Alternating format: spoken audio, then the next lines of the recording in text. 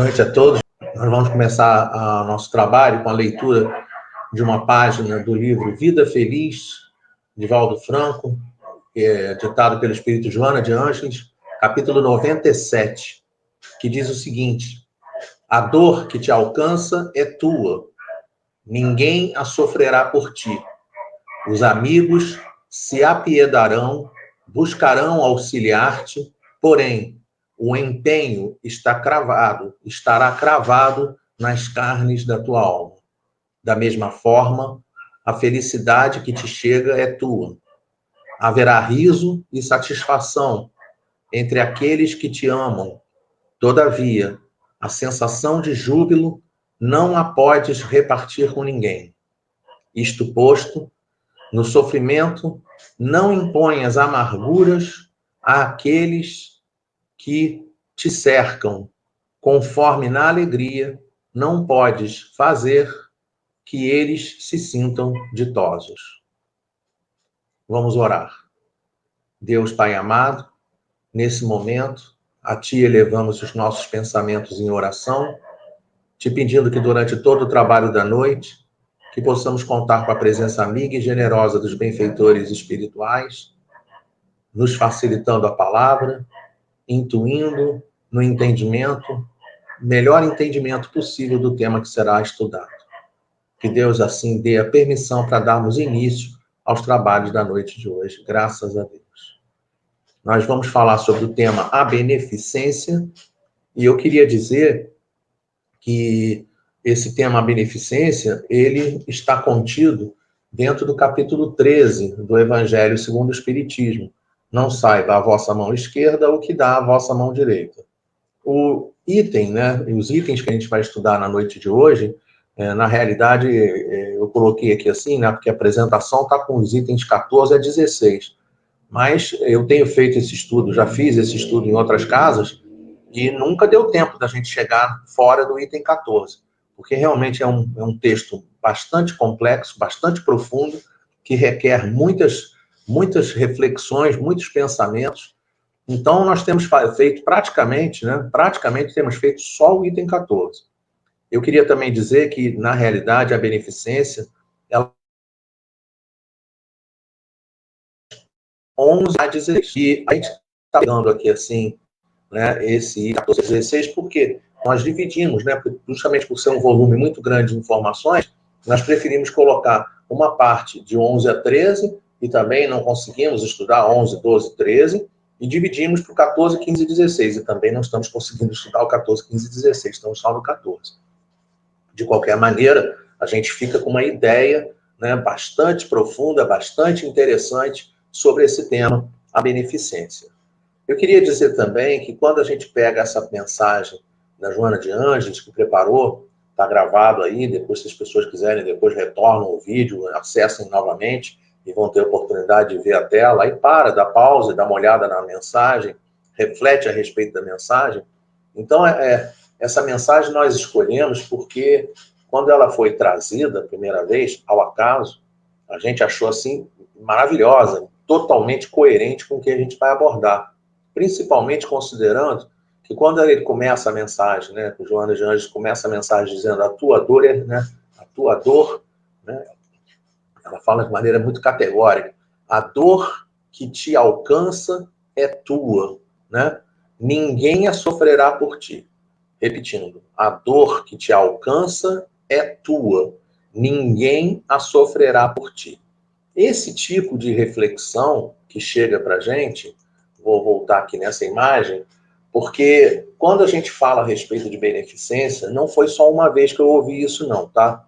A gente às vezes ouve pessoas que não conseguem entender com perfeição, né, ainda não estão compreendendo os meandros da doutrina espírita, ainda não estão conseguindo compreender, né, com intensidade, com a intensidade necessária, com a profundidade necessária, os ensinamentos do Cristo. Aí a pessoa pensa assim, nós estamos num planeta de expiações e provas. A dor que te alcança é tua. Então, se nós estamos num planeta de expiações e provas, o que a gente vai ter no planeta de expiações e provas? Expiações e provas. E se a dor que te alcança é tua, aí a pessoa pensa assim, Então, se a pessoa está sofrendo, deixa ela sofrer para ela poder, né, seguir o caminho dela, aprender, se desenvolver, crescer espiritualmente. Acontece o seguinte, não é assim que funciona. A gente não pode pensar dessa maneira e não deve pensar dessa maneira. A gente precisa entender que aqui assim, né, aqui assim a gente botou essa imagem, quando a gente olha inicialmente uma mão maior de um adulto, uma mão pequena de uma criança, inicialmente a pessoa fica imaginando que seria um pai com um filho, um avô com um neto, né, o tio com um sobrinho, o professor com um aluno, qualquer coisa desse gênero, né, um adulto com uma criança. Mas quando eu pensei em colocar essa imagem aqui no início do trabalho, eu pensei da seguinte maneira, no desenvolvimento da beneficência, é necessário, e essa é uma senha do trabalho da noite de hoje, no desenvolvimento, no aprendizado da beneficência, nós precisamos aprender aquele que tem mais condições, melhores condições, deve buscar identificar aquele que tem menor condição, menos condições, para ele atender e ele ir na direção daquele que tem menos, para poder atender e para poder suprir, né, todas as necessidades da pessoa. Isso também é uma outra coisa muito importante.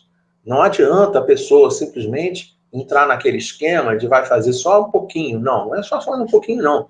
A gente deve ir na direção de suprir as necessidades. Claro que eu não estou falando aqui da pessoa chegar e perguntar quanto você precisa gastar durante o mês. Ah, preciso gastar tantos reais. Então você vai lá e pô, banca tantos reais da pessoa. Não é isso. Isso não é beneficência. Não é disso que nós estamos falando, tá? Nós estamos falando da situação que, às vezes, a pessoa ela se omite na realização das suas tarefas, né? Ela tem possibilidade de fazer um algo mais e, na realidade, ela não faz esse algo mais. Isso é que a gente tem que perceber. O texto, ele vem dentro do Evangelho segundo o Espiritismo, como nós falamos, mas a gente primeiro traz aqui uma imagem de Madre Teresa de Calcutá. Nós vamos trabalhar muito Madre Teresa de Calcutá na noite de hoje, porque é um espírito que veio aqui entre nós e, pelo comportamento dela, deu exemplos de comportamento dentro dessa área da beneficência. Aqui, assim, eu destaco que vocês vão pegar, assim, 500, 600, 1000 fotos de Madre Teresa atendendo a crianças, adultos, idosos, tudo quanto é gente, e a gente vai perceber que ela está sempre sorrindo, né? Sempre sorrindo. E aí, nós fomos no dicionário para pegar a definição de beneficência. E o dicionário diz para a gente que é o hábito, é o ato ou a virtude de fazer o bem. Eu queria fazer um destaque aqui para esse operador ou que está aqui, porque quando a gente utiliza o ou, na grande maioria das vezes, a gente utiliza o ou de maneira exclusiva, né? Vamos supor que eu chegue, né? Aqui eu estou vendo presentes aqui dentro da parte de comentários. Tem duas companheiras que deram boa noite aqui, Regina e a Aline. Então, vou usar um exemplo delas duas para a gente poder entender como é que funciona. Vamos supor que eu fosse sortear uma escova de dentes, né? Na hora que eu sorteasse essa escova de dentes, eu dissesse assim, ou a Aline vai ganhar a escova de dentes, ou a Regina vai ganhar a escova de dentes. Na hora que uma delas ganhar a escova de dente, a escova não vai para a outra. Uma não vai emprestar a escova de dente para a outra, tá? Então, esse ou que está aí, ou a Regina ou a Aline, ele é exclusivo. Ele admite que somente uma das duas pessoas, se forem com 3 pessoas, ou, somente uma vai ser atendida. No nosso caso aqui, da beneficência, da definição do dicionário, hábito, ato ou virtude de fazer o bem, a gente percebe que as pessoas elas podem acumular as situações. Eu posso, por exemplo, fazer o ato da beneficência, mas ainda não ter o hábito e não ter a virtude. Eu posso fazer o ato e, pouco a pouco, construir o hábito de fazer a beneficência. Mas, no entanto, né, aqui no caso, hábito, ato, virtude, fazer o bem. Então, eu vou fazendo bem, faço bem uma vez, 2, 3, 5, 10, 1000, um monte de vezes. Aí eu passo a ter o hábito a fazer o bem. Tá? Então, eu tenho, nesse momento, tanto esse ato como o hábito. Mas reparem, existem circunstâncias que a pessoa pode ter o hábito de fazer o bem e, por qualquer que seja a situação dela, ela não faz o bem. Então, ela teria o hábito, não teria o ato. E ainda não adquiriu a virtude. Tá? Então, é interessante a gente perceber isso, porque a gente vai descobrir que, de acordo com a circunstância, a pessoa ela pode ter duas situações ou pode ter as três situações ao mesmo tempo. Né? Diga-se de passagem, aquele espírito que já trabalhou durante muitos anos na parte dessa questão da beneficência, chega um momento tal, por exemplo, como Madre Teresa de Calcutá. Essa é a grande reflexão. Se a gente chegasse para a Madre Teresa de Calcutá e perguntasse para ela, Madre Teresa, o que a senhora vai fazer hoje? Eu não tenho dúvida que ela chegaria e diria, eu hoje vou fazer o bem. Né? Mas vai fazer o bem para quem? Não importa quem eu vou fazer o bem, eu vou fazer o bem. Tá? E amanhã, o que a senhora vai fazer? Amanhã eu vou fazer o bem. E depois de amanhã? Depois de amanhã, eu vou fazer o bem. Então, na realidade, a gente descobre que a pessoa, quando ela ganha esse patamar da virtude, quando ela ganha esse patamar, né, de simplesmente ela tem o ato, o hábito e a virtude. Ela não vai retroagir mais. Aí essa pessoa já está no patamar máximo, por isso que quando se diz a respeito do homem de bem, é aquele que cumpre a lei de justiça, amor e caridade na sua maior pureza, porque a pessoa já está automaticamente trabalhando no bem o tempo todo, automaticamente, ela não consegue fazer nada diferente do bem. Mas aí chega o texto do Evangelho, que vai trazer para a gente, há muitas maneiras de fazer a caridade, que tantos de vós confundem com a esmola, não obstante a grande diferença entre elas. Essa mensagem, tá, do item 14, ela é assinada pelo espírito Cáritas, em Lyon, em 1861. É muito interessante a gente perceber que, quando você pega no Evangelho segundo o Espiritismo, né, lá no item 13, né, o item 13, a assinatura que vem é assim, Carita martirizada em Roma, Lyon, 1861. Então, repara, uma hora assina Carita, outra hora assina Carita. Uma hora aparece martirizada em Roma, outra hora não aparece martirizada em Roma. É interessante a gente entender isso e ir lá dentro do Evangelho, dentro do Livro dos Médiuns, melhor dizendo, e lá no Livro dos Médiuns, os espíritos, na hora de se identificarem, às vezes eles se identificam como a gente faz numa assinatura, às vezes, né, quando uma pessoa está substituindo a outra, ela vai lá e coloca assim, P barra, né? Quando ela tem procuração, ela bota PP, por procuração, né? De maneira que quem responde, né, vamos dar aqui uma suposição, acabo de ver aqui a entrada da Gisele também. Então vamos supor, né, que a Aline nós estivéssemos com uma reunião presencial e a Aline estivesse dirigindo a reunião. Num determinado momento, vamos supor que a Aline precisasse sair da sala, do salão, né, da reunião pública, e tivesse que atender uma determinada necessidade, né, urgente. O que ia acontecer? Se alguém entrasse naquele salão e perguntasse quem é que está dirigindo a reunião, eu não tenho dúvidas que, se a Gisele estivesse presente, a Gisele ia levantar, sabendo que a Aline teria saído, a Gisele ia levantar e ia dizer, sou eu que estou dirigindo a reunião. Né? Por quê? Porque naquele momento a Gisele estaria dirigindo a reunião no lugar da Aline. Então, para o Livro dos Médiuns, não faz diferença se aqui é o próprio espírito Cáritas ou se aqui é um espírito, como nós dizemos comumente, um espírito da falange de Cáritas. Tá? Então, a gente vai, né, tentar saber qual é esse espírito e vamos saber como é que ele está desenvolvendo o trabalho e vamos observar se é coerente com a mensagem original de Cáritas. E aí, diz assim, né, vamos prestar atenção no texto.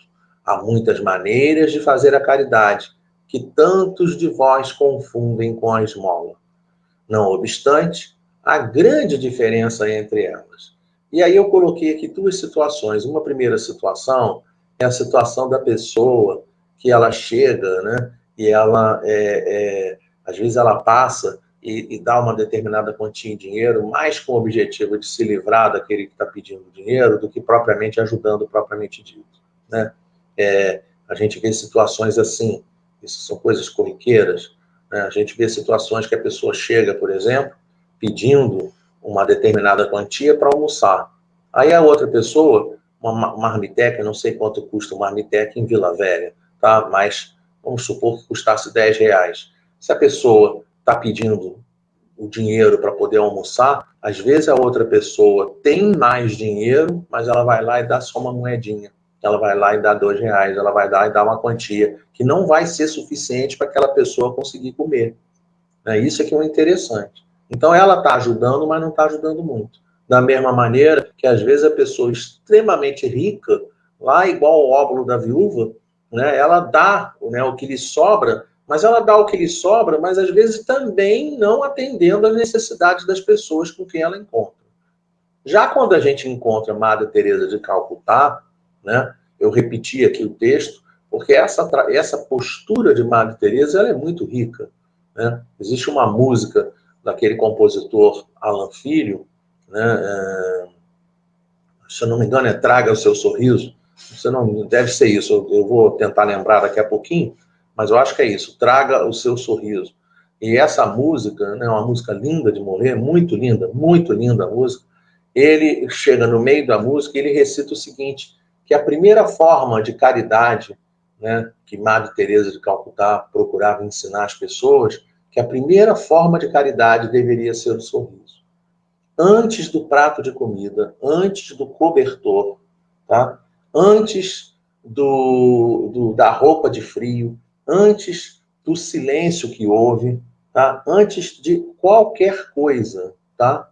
Antes de qualquer coisa, antes de dar atenção, a primeira coisa que a pessoa precisaria fazer, seria essa questão de ir na direção das outras criaturas, tentar ajudar as outras criaturas, mas, antes de qualquer coisa, sempre sorrindo. Sempre sorrindo. E a gente vê, né, a música do Alan Filho, Traga o Seu Melhor Sorriso. Tá? Então, a gente vê que essa postura de Madre Teresa de Calcutá era significativa.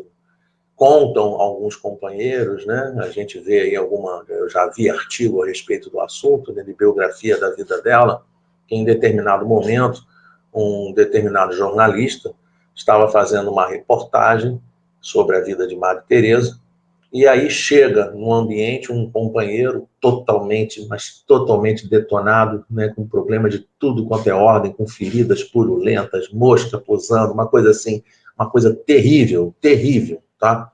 Qualquer um de nós provavelmente ia olhar a situação e ia sentir dó, ia sentir o coração apertado, né? Qualquer um de nós teríamos essa reação. E Madre Teresa, quando olha para o companheiro, abre um sorriso, né, e diz para ele, seja bem-vindo, meu irmão. E aí o repórter anota aquilo e ele fica assim pensando, fala assim, nossa, eu acho que Madre Teresa está maluca, né? Porque a pessoa está sorrindo na presença de uma outra pessoa que está totalmente detonada, ela não está bem da cabeça. E aí, tendo uma oportunidade um pouco mais adiante, ele pergunta para ela, Madre, o que aconteceu? Por que a senhora está sorrindo? Por que a senhora sorri? Eu outro dia vi, o cara estava chegando na tua presença totalmente detonado. Por que a senhora estava rindo? E aí, ela responde de maneira sensacional, né, fazendo uma menção àquela passagem evangélica a qual Jesus, né, ensina, né, dizendo que porque tive fome e me deste de comer, tive sede e me deste de beber, não tinha teto e me hospedastes, estive nu e me vestistes, achei-me doente e me visitastes, estive preso e foste ver-me. Essa passagem evangélica ela é muito interessante porque ele, na hora de contar, ele conta como se fosse um rei, né? Mas nós sabemos que quem é o rei do nosso planeta, o governador do nosso planeta, é Jesus. Então, a passagem se adapta totalmente à situação dele. E aí, diante dessa circunstância, ele diz assim, que em verdade vos digo, todas as vezes que fizestes isso a um destes mais pequeninos dos meus irmãos, foi a mim mesmo que o fizestes. Eu vou frisar dentro dessa passagem evangélica, Jesus dizendo: todas as vezes que fizestes isso a um destes mais pequeninos dos meus irmãos. Isso é muito importante porque cabe a cada um de nós identificar quem é o mais pequenino que ele está falando. É isso que a gente tem que tentar descobrir. Podemos ter uma coletividade de pessoas, estamos lembrando, estamos num planeta de expiações e provas. Então é natural que na hora que nós conseguirmos nos reunir, 2, 3, 4, 5, 6 pessoas, é totalmente, mas totalmente natural que nós vamos olhar a situação, tá? E vamos perceber assim, e nós temos aqui fulano que não está legal, Beltrano não está legal, Cicrano não está legal. Existe possibilidade, inclusive, de todas as pessoas que estão ali naquele momento, inclusive os trabalhadores, cada um tem o seu problema no dia a dia, cada um tem a sua pedra no sapato. Tá? Cada um com algum tipo de problema. Lembrando, estamos num planeta de expiações e provas. E aí, qual é a circunstância, qual é a situação que a gente vê? Que a gente precisa identificar quem é aquele que mais precisa de atenção. É isso que a gente precisa. Eu me lembro uma vez, vou contar uma situação que aconteceu conosco, né? No meu caso, foi comigo mesmo, né? Só para a gente poder entender. Eu estava me preparando para dar uma palestra. Eu saí de casa, tá? Eu estava me preparando para sair de casa, e antes de eu sair de casa, tocou o telefone, e era um telefone de uma amiga dizendo que o esposo dela tinha desencarnado. Aquilo ali, né, quando você está se preparando para sair de casa. Ah, mas eu sou espírita. Ok. Mas eu sou espírita, acredito na vida após a morte. Ok. Eu tenho certeza da pluralidade das existências. Ok. Eu tenho conhecimento da reencarnação. Ok. Mas sempre que a gente recebe uma notícia da desencarnação, uma notícia totalmente assim, sem de surpresa, né? Você não está preparado para aquilo, você não está sabendo daquilo. Você simplesmente, pum, recebe a notícia. É natural que a pessoa receba um baque. Eu recebi um baque, não fiquei à vontade, tá? Dei uma respirada e falei, vou trabalhar, né? Deixa eu ir para o centro, deixa eu ir lá dar palestra. Fui dar palestra. Durante a palestra, eu estou fazendo a palestra, uma companheira levanta a mão e diz assim, Eduardo, você não está bem hoje. Então, percebam, ela, naquele momento, conseguiu identificar que mesmo eu fazendo estudo, sorrindo, né? Pessoal que já me viu fazendo palestra pessoalmente sabe do que eu estou falando. Sorrindo, a gente procura, né, fazer uma interação com as pessoas, procura trocar, explica, conversa, bate papo, dá exemplos do dia a dia. E mesmo assim, naquele momento, ela conseguiu identificar que eu estava com problema. Então, isso é uma coisa muito impressionante, porque é isso que Jesus espera de nós. Eu coloquei aqui 3 pessoas, logicamente, que estão em dificuldades. Mas o que interessa para nós é conseguir identificar os mais pequeninos dos nossos irmãos. Esses que são aqueles que a gente precisa mais se esforçar em tentar atender. E aí, dessa forma, né, o Carita continua dizendo para a gente, a esmola, meus amigos, algumas vezes é útil, porque dá alívio aos pobres, mas é quase sempre humilhante, tanto para o que dá, como para o que a recebe. Então, eu vou falar a respeito disso aqui, porque são 2 circunstâncias que a gente vê de maneira muito clara. A primeira circunstância da pessoa que está recebendo, em que a parte da humilhação, muitas das vezes, é mais ou menos evidente, até psicologicamente falando, porque de uma maneira ou de outra, aquela pessoa que está pedindo ajuda, né, aquela pessoa que está pedindo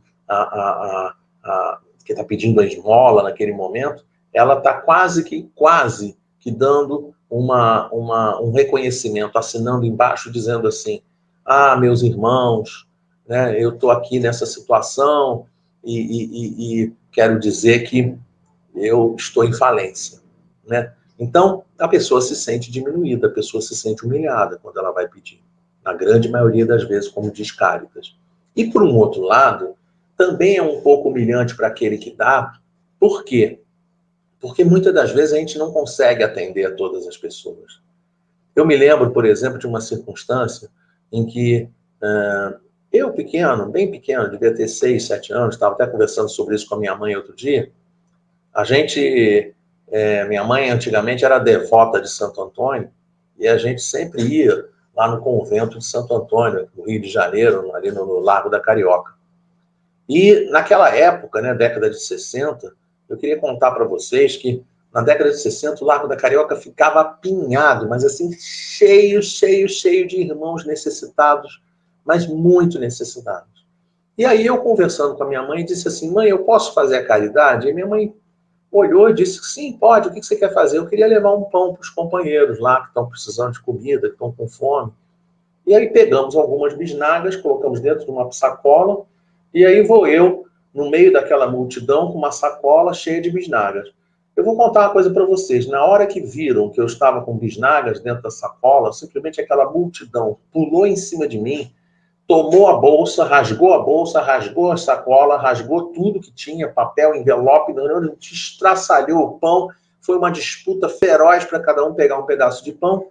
E eu saí de lá totalmente assustado, com aquele sentimento de impotência, com aquele sentimento, né, de me sentindo humilhado pela situação de ter a certeza absoluta que não tinha e não temos, essa é a grande questão, não temos a condição de atender todas as pessoas que estão necessitadas. A gente, às vezes, vai atender a um companheiro e daqui a pouco vai encontrar um outro e não vai conseguir resolver. Me lembro de centro espírita, de fazendo atividade na parte de distribuição de alimentos na rua, prepararam 150, 160 marmitex, quando chega na hora da entrega as 160, né, alimentações, e quando chega, de repente, entra o companheiro número 161. E aí a pessoa deve ficar pensando assim, quanto que eu devo fazer na semana seguinte? Vou fazer 161? Aí faz 161, pode chegar ao 162. Vai fazer 170, pode chegar ao 171. Fazer 180 é um saco sem fundo. Não tem como a pessoa resolver. Tá? Então, a pessoa precisa se organizar, saber qual é a sua capacidade, tá? E entender que vai chegar um determinado momento que nós vamos ter uma determinada limitação. Ninguém consegue atender todas as pessoas. Essa que é a nossa realidade hoje em dia. E aí, Caritas diz assim, a caridade, ao contrário, liga o benfeitor ao beneficiável e se disfarça de mil maneiras.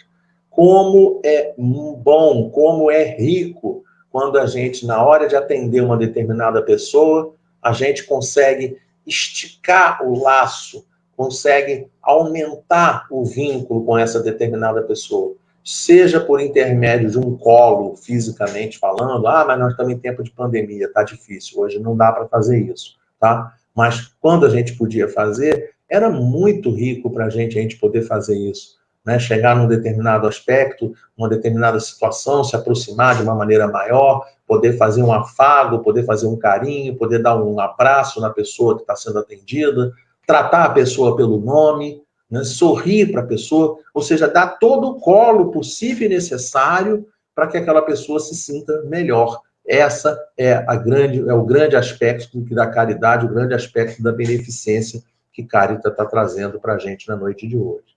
E aí ela continua assim, pode-se ser caridoso mesmo com os parentes e com os amigos, sendo indulgentes uns para com os outros, perdoando-se mutuamente as fraquezas, tendo cuidado de não ferir o amor próprio de ninguém. Tá? Eu me lembrei, nesse caso aqui assim, eu me lembrei de uma história, né, da música popular brasileira, em que Luiz Gonzaga, aqui nessa imagem a gente tem Luiz Gonzaga, nós temos o sanfoneiro Luiz Gonzaga, e aqui na direita a gente tem o pai dele, o seu Januário. E Luiz Gonzaga conta, né, que quando ele vai compor essa música Respeita Januário, ele conta que quando era novo, né, quando era garoto, ele leva uma surra muito grande da mãe, uma surra enorme, né, uma daquelas surras assim, estava fazendo uma besteira muito grave, e ele está levando uma surra, e aí o pai dele chega e fala assim, mulher, para, não faz isso não sei o quê, aí ele ficou pensando assim, nossa, eu acho que o meu pai está querendo me ajudar.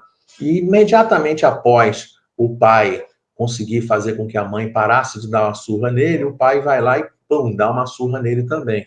Porque o que ele estava fazendo era uma coisa muito ruim, era uma coisa muito grave.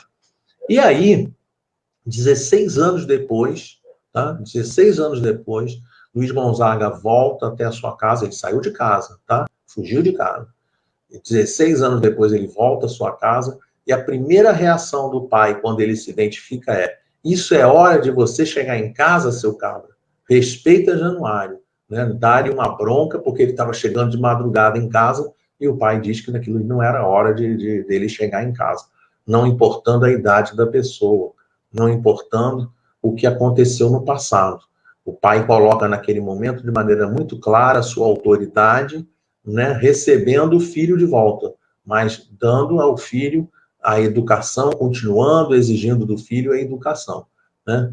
Nós fomos alertados a respeito da situação de que não sabemos a história exatamente, né, qual era a gravidade da situação, não sabemos, né, a índole das pessoas, mas nesse caso aqui nós estamos apenas comentando a respeito da música popular, a respeito do fato, a respeito daqui da situação de que, né, não nos cabe julgar se este ou aquele estão em condições de nos trazerem exemplos. O que aqui importa nesse momento é a gente perceber que todos nós podemos ser exemplos quando os exemplos são bons. E aqui, assim, esse exemplo me pareceu bom para a gente poder refletir na noite de hoje, para a gente poder ir na direção daqueles que a gente ama, tá? Ser indulgentes com aqueles que nós amamos. Então, se você ama uma pessoa, se você tem amor por uma pessoa, seja indulgente com ela. Perdoe essa pessoa. E da mesma maneira, essa pessoa, se tiver amor por você, deve-se esperar dela que também seja indulgente. Por quê? Porque a indulgência é uma coisa de ida e volta. Se eu quero ser perdoado, que eu quero indulgência para os meus defeitos, pelas minhas imperfeições, pelas minhas falhas, pelas minhas dificuldades, se eu quero que sejam indulgentes comigo, eu também preciso aprender a ser indulgente com as outras pessoas. Esse é um ensinamento universal que faz parte, né, da benevolência, indulgência, perdão, que fazem parte lá da definição da palavra caridade, questão 886 do Livro dos Espíritos. E aí Cáritas chega em determinado momento falando para nós espíritas, dizendo para a gente assim: vós espíritas, podeis ser caridosos na vossa maneira de proceder para com os que não pensam como vós, induzindo aos menos esclarecidos a crer, mas sem os chocar, sem atentar contra as suas convicções, e sim atraindo-os discretamente às nossas reuniões, em que poderão ouvir-nos e em que saberemos descobrir a brecha nos seus corações, a fim de neles penetrarmos. Eis aí um dos aspectos da caridade. Vou repetir, tá? Vou repetir. Ela está falando aqui que quando a gente encontrar uma determinada pessoa que precisa de ajuda, nós não faremos prosélitos. Doutrina espírita não faz prosélitos. Nós não vamos convencer a pessoa a ser espírita. Não vamos caminhar nessa direção. Nós vamos na direção de ajudar aquela pessoa. E se for, né, se ela aceitar o convite de ir no centro espírita, ouvir uma palestra espírita, nesse momento que ela estiver presente à reunião na casa espírita, esses espíritos superiores vão buscar descobrir essa brecha nos corações daqueles que sofrem. Não são poucas as vezes, em que você está fazendo um determinado estudo, e aí quando você termina o estudo, a pessoa que está lá no outro lado, que está ali sentada, ouvindo o estudo, chega e diz assim: nossa, você falou direto dentro do meu coração. Era exatamente o que eu estava precisando ouvir. Por que que isso acontece na grande maioria das vezes? Se você pegar uma palestra, um determinado tema, e um expositor que fala esse tema em 5 centros espíritas, a palestra vai ser diferente nos 5 centros espíritas. Por quê? Porque cada centro espírita reúne determinadas pessoas que precisam ouvir determinadas coisas. E aí o expositor, por intuição, guia e vai numa direção ou vai numa outra direção. Fala um pouquinho diferente aqui, fala um pouquinho diferente ali. E aí a pessoa vai sendo atendida e aquela mensagem vai preenchendo o coração daquela pessoa necessitada e ela fica com essa impressão realmente, né, de que aquele título, aquele assunto, aquele estudo foi trazido diretamente para o coração dela. Cáritas continua dizendo assim: escutai agora o que é a caridade para com os pobres, esses deserdados da terra, mas recompensados de Deus, se souberem aceitar sem queixumes as suas misérias, o que só depende de vós. Vou fazer-me compreender por um exemplo. E aí ela começa a citar, né, uma situação muito interessante, diga-se de passagem, né, em que ela descreve assim: vejo várias vezes durante uma semana, né, durante a semana, uma reunião de senhoras de todas as idades. Para nós, como sabeis, são todas irmãs. Que fazem? Trabalham depressa, muito depressa, os dedos são ágeis. Vede como trazem alegres os semblantes e como lhes batem em uníssono nos corações. Mas com que fim trabalham? É que vem aproximar-se o inverno, que será rude para os lares pobres. Ela está aqui citando, né, Carita está aqui citando uma situação que é o atendimento que é feito de beneficência, por exemplo, aqui no caso, aqui mãos ágeis estão fazendo casacos, estão fazendo roupas de fio. Aqui nessa imagem eu não encontrei roupa de pessoas fazendo casaco, eu encontrei imagem de pessoas fazendo aqui assim um enxoval para recém-nascidos, né? Então, isso daqui é um negócio muito interessante, porque quando você chega nos centros espíritas, nós temos diversas maneiras de se fazer esse trabalho da beneficência, né? A gente tem a beneficência por intermédio dos bazares, né? Como é que funciona a beneficência por intermédio dos bazares? Né? Muitas das vezes, aqui eu não estou falando não estou falando do bazar propriamente dito, estou querendo pensar no objetivo daquele bazar, tá? Por exemplo, teve um centro espírita que não fez bazar, que fez uma live musical, agora há pouco tempo, lá em Marataízes, né? O Gaeja fez uma live musical para arrecadar fundos para poder fazer manutenção do telhado. Então, a pessoa vai fazer, por exemplo, vai ter o bazar para poder fazer a venda, né, a preços acessíveis, de roupas usadas, de roupas novas, todas limpas. A gente sempre trata de uma maneira muito clara a respeito disso, né? Fala para as pessoas e agradece. Que bom, como é bom quando a gente recebe a doação no centro espírita, né? E a gente recebe a doação, a roupa lavada, a roupa empacotada dentro, né? Passada, empacotada, com os botões direitinhos, porque isso é um carinho que a gente faz, tá? Então, a roupa fica em melhor estado possível, da melhor apresentação possível, e essa roupa vai para o bazar, e esse valor arrecadado no bazar ou vai para a área social, ou vai para o centro espírita trabalhar na parte de reformas, né? No caso da FEJOG, se tivesse um bazar e arrecadasse determinada quantia em dinheiro, não tem a menor dúvida que essa quantia seria revertida para a obra, né? Para a construção da nova sede. E aí por aí vai.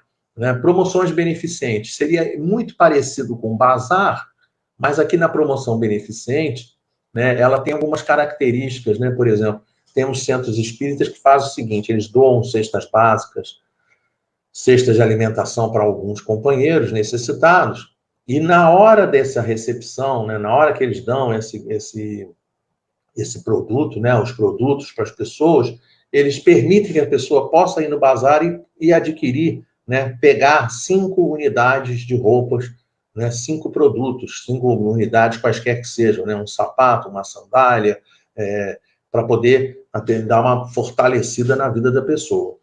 Também já vi, esse caso aqui de promoção beneficente, já vi também uma situação, né, repito, muito semelhante a bazar, né? Vou baixar aqui um pouquinho, porque a minha mão vai ter que aparecer, tá? E aí, o que eu vi acontecer? Eu vi acontecer o seguinte: tinha uma sacola, tá? Uma irmã fez uma entrevista com a outra companheira, tá? E aí descobriu, né, descobriu que ela tinha necessidade, tinha família, marido desempregado, cheio de problemas em casa. E aí, na hora dela pegar, né, ver a questão das vestimentas, das roupas, ela chega e fala assim: vamos fazer o seguinte, pega, né, pega o que você precisar comprar e traz para cá. E aí, na hora que ela trouxe as roupas, ficou aquela pilha de roupas, que foram as roupas que ela selecionou, aí a companheira pega e faz assim: então, você pegou uma, né, vocês estão vendo aqui na minha mão, né? 2, foi colocando roupa dentro da sacola. 3, e foi colocando roupa dentro da sacola. De maneira que ela colocou cerca de 20 produtos dentro da sacola. E aí depois ainda disse assim, cada produto, ela botou 20 produtos, contou até 5. Aí ela pegou e disse assim, cada produto custa R$5. Aí ela pegou e fez a conta. 5 vezes 5, 25. Né? Eu não me lembro o valor exato, tá? O que importa é que ela deu um desconto grande, acabou que a companheira deu R$10 e levou 20 unidades de roupa. Só para a gente poder entender como é que aconteceu. Por quê? Porque ela, naquele momento, a dirigente ali do bazar, o que ela estava fazendo era promovendo a vida, promovendo a condição de vida daquela companheira. Era isso que ela estava fazendo. Então, são várias maneiras, não temos a menor dúvida disso. É a pessoa que chega no centro espírita precisando de ajuda, a gente vai lá e dá uma cesta de alimentação, dá um feijão, dá um arroz, tá? São várias promoções que a gente pode fazer. Atividades sociais diversas, existem centros espíritas que trabalham, né, na parte de assistência mesmo, atividade social mesmo, né? A parte de certidão de nascimento, certidão de identidade, carteira de trabalho, um monte de coisas que a pessoa vai poder fazer, né? Cortar cabelo, consulta dentária, e por aí vai, né? Um monte de coisas possíveis. A campanha do quilo já é mais conhecida, né? Adquirir e doar alimentos para o centro espírita para poder montar as cestas de alimentação. Os enxovais para bebês, as enxovais para grávidas, a campanha do cobertor é uma coisa importante, porque às vezes a pessoa consegue adquirir aqueles cobertores populares, e aqueles cobertores populares, eles quando molham, eles encolhem. Então não adianta a pessoa comprar cobertor de solteiro, que não vai dar certo. Tem que comprar o cobertor de casal, tá? Porque aí, se porventura encolher, uma pessoa consegue utilizar, tá? É isso que a gente tem que entender. Entrega de alimentos na rua, já falamos, e alimentação no centro, também tem centros que fornecem, né, a parte de alimentação dentro das suas próprias instalações. O que importa perceber é que muitas das vezes, quando a pessoa menos espera, às vezes a pessoa está deitada na rua, e quando ela menos espera, ela recebe ajuda. Isso que Carita fala para a gente. Então, isso é uma coisa boa para a gente perceber. E aí ela chega numa parte da mensagem, que é uma parte assim, que diz respeito àquela situação no passado, mas que eu não sei se diz respeito hoje em dia. Os trabalhos nos centros espíritas hoje em dia estão sendo muito divididos, né, entre os companheiros, né, entre as mulheres e os homens. Né? A gente tem pessoas que estão trabalhando na parte, eu me lembro aí da FEJOG, né? Vou tentar falar de cabeça aqui assim, se eu estiver errado, né? Aí a Gisele me ajuda aí, né? Acho que era Cícero, né? O nome do companheiro que fica lá embaixo na entrada da casa, lá na parte da parte de alimentação, né? Na cantina, né? Então, ou seja, tem homem e tem mulher. Né? Então, ela chega aqui assim, e considerando lá naquela época da antiguidade, lá em 1861, lá naquela época eram mais mulheres do que homens que faziam esse tipo de trabalho. E aí ela diz assim, então, Carita, como essas trabalhadoras precisam de encorajamento. As comunicações espíritas lhes chegam de todos os lados. Então, a beleza das comunicações espíritas que vem fortalecer, vem trazer informações e vem trazer estímulos à pessoa que está trabalhando na área da beneficência, na área social. Isso é muito importante, é muito bom para a gente. E aí chega no final da mensagem e diz assim, os homens que fazem parte dessas sociedades lhes trazem também o seu concurso, fazendo-lhes uma dessas leituras que agradam tanto. Então, aqui é só uma questão para a gente poder perceber, né? Para a gente poder entender e compreender de uma maneira muito clara, né, como é feito esse trabalho que, por um lado, uma tarefa está sendo feita na área social e, por um outro lado, está sendo feita na área da organização. Né? Ela encerra esse item 14 dizendo a seguinte frase: e nós Cícero, né? Obrigado, Aline. Cícero, lá na cantina. Obrigado, é isso mesmo, né? A gente fala assim de cabeça, são muitos companheiros em muitos centros espíritas, a gente às vezes fica com receio de se enganar, mas lembro muito dele, muito carinho pelo nosso companheiro. Sempre é ele que me recebe quando eu vou ao FEJOG. Todas as vezes que eu fui a FEJOG, sempre foi ele que me recebeu. E aí a Carita termina dizendo assim: e nós, para recompensarmos o zelo de todos e de cada um em particular, prometemos às laboriosas obreiras boa clientela, que lhes pagará à vista, em bênçãos, única moeda que tem curso no céu, garantindo-lhes, além disso, sem receio de errar, que essa moeda não lhes faltará. Então, o título do capítulo, né? Não sai da vossa mão esquerda o que faz a mão direita, né? A gente vê que dentro desse ensinamento a gente tem que trabalhar de graça, a gente não pode ter nenhum tipo de remuneração. A gente não vai ter nenhuma remuneração. Precisa entender isso de maneira muito clara, né? Então, quando a pessoa estiver fazendo esse trabalho da caridade, quando estiver fazendo o trabalho da beneficência, é preciso que se entenda que a remuneração que ela receberá vai ser a remuneração das bênçãos dos céus. É isso que Carita está falando nesse momento.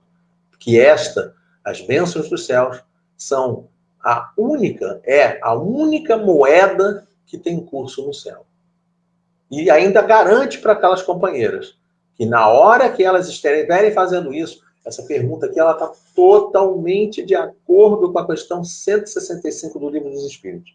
Que lá na questão 165 do Livro dos Espíritos, Kardec pergunta se a gente tem condições, né, de abreviar o tempo da perturbação do espiritual por intermédio do conhecimento da doutrina espírita.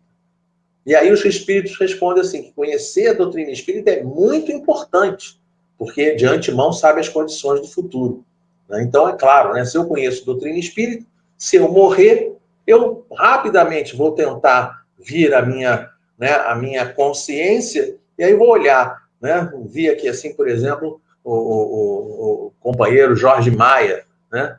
Boa noite, querido. Também estou com saudade. Se eu chegar para o Jorge Maia e falar com ele, boa noite, Jorge, e ele não me responder, eu vou saber que eu estou morto, né? Se eu chegar para a Joana, perguntar, oi, Joana, como é que você vai? E ela disser para mim não me responder, eu vou saber que eu morri. Então, o conhecimento da doutrina espírita, ele faz com que a pessoa busque a consciência de maneira mais rápida. É isso que os espíritos estão explicando. Só que eles continuam a resposta dizendo assim, porém, muito mais importante é o bem que nós fazemos e a consciência limpa. Então, é isso que está acontecendo aqui. A pessoa que está trabalhando na caridade, que está trabalhando com afinco na caridade, no bem ao próximo, na beneficência, essa pessoa receberá as bênçãos do céu. E na hora que, obviamente, desencarnar, ela vai receber, né, os benefícios da postura que ela teve durante toda a sua permanência, a sua existência aqui na Terra. Então, é isso que eu queria trazer para os nossos irmãos. Então, que Deus nos abençoe a todos. Vamos orar pedindo a Deus nesse momento, elevando os nossos pensamentos a Deus. Deus Pai amado, nós louvamos o teu santo nome. Queremos te agradecer pela bendita decisão que nós tomamos para poder estudar um pouco e ouvir um pouquinho a respeito da beneficência. Queremos te agradecer pela existência da doutrina espírita, pela existência do Evangelho que Jesus nos trouxe, roteiros seguros que nós devemos trilhar no caminho da nossa redenção. Queremos te agradecer pela presença amiga e generosa de todos esses benfeitores espirituais que nos auxiliaram durante todo o trabalho, aqueles companheiros que colocaram água para fluidificar, que essas águas possam ser transformadas no medicamento adequado a quem delas fizer uso. Mas queremos ainda lhe pedir, Senhor, muita paz para cada um de nós, muita luz para o nosso caminhar, muita saúde para os nossos espíritos. Nós queremos te pedir que onde estiver um irmão nosso sofrendo no nosso planeta, encarnado ou desencarnado, nossos irmãos doentes com Covid, doentes de doenças diversas, nos hospitais, nos lares, onde quer que esteja esse irmão doente, nossos irmãos apenados, nossos irmãos nos asilos, nossos irmãos nos orfanatos, nossos irmãos nas ruas, onde quer que se encontre a dor que um irmão desse, benfeitor espiritual, possa se aproximar desses companheiros, trazendo-lhes todos os lenitivos, todos os recursos necessários para que possam continuar a sua caminhada. Muito obrigado, Senhor, por tudo que recebemos na noite de hoje e te damos nesse momento um graças a Deus, pedindo a permissão para darmos por encerrado o trabalho da noite de hoje. Muito obrigado a todos, muito obrigado, um beijo para todos, muita saúde, muita paz, tudo de bom para todos nós.